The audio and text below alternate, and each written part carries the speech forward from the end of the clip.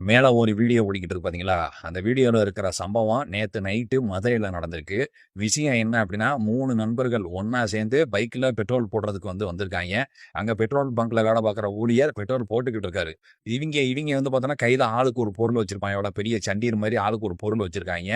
அதுல வேணும்னே ஒரு பொருள அப்படியே லூஸ் பண்ணி விடுறாய்ங்க. அவிங்க கையிலிருந்து கழண்டு ஒரு அருவாள் கீழ விழுகுது.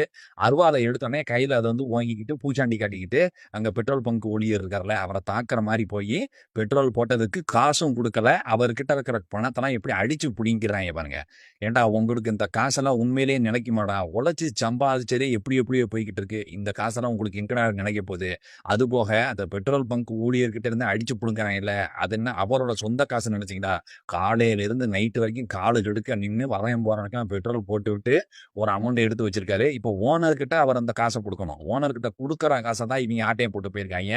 யார் யாருக்கோ என்னென்னமோ நடக்குது. தயவு செஞ்சு தமிழக காவல்துறைக்கும், முதல்வர் விஜய்க்கும் நான் ஒரு கோரிக்கை வைக்கிறேன். கூடிய சீக்கிரம் இவங்கள கூட்டு போயி பாத்ரூம்ல வழுக்கி விழுக வச்சு ஒரு மாவு கட்ட போட்டு விடுங்க.